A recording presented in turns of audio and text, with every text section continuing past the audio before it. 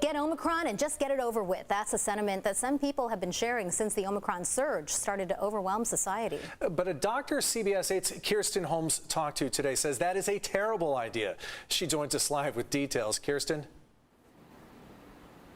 Yeah, Marcella, Carlo, a terrible idea indeed. We're at Scripps Mercy in Hillcrest, where doctors, nurses, anyone around here and any other hospital all across the county, they all agree they want everyone to do their best to stay safe. Although Omicron seems to be a little bit milder, they say this is still a dangerous and deadly virus. So I've just started feeling back to myself yesterday. It was over 2 very full weeks of feeling the COVID. Darcy Johnson and her boyfriend Matt are just now recovering from COVID. She says the idea of getting the virus just to get it over with is not the way to go at all. You have a job and a dog or a family, kids. I mean, trying to function in everyday life while feeling that way is, it's nothing to play around with. Dr. Sandhu says she's right. When people say, oh, let me just get COVID and let me get it over with, well, you're not really getting over anything.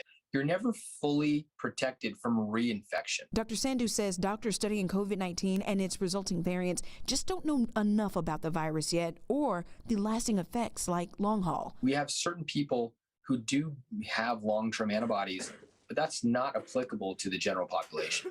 They only mounted about a 2 or 3 week antibody response versus the people who had a tube down their throat in the ICU mounted a 4 or 5 month antibody response. And when it comes to testing, Dr. Sandhu says the PCR test is better than the at-home antigen tests. You'll have a negative antigen test, but you still have COVID, and to your point, you'll be spreading it around, either asymptomatically or with mild symptoms. Plus, if you get COVID, it's not just about you. You could be hurting those around you. But for every single additional COVID infection, that's one more chance for COVID to change its form. Dr. Mark Sawyer is a pediatric infectious disease expert who says catching COVID will also put kids at risk, especially those who are too young to get vaccinated. But it's only mild until it's not. A small percent of people are still getting very sick and even dying from Omicron, and that includes children.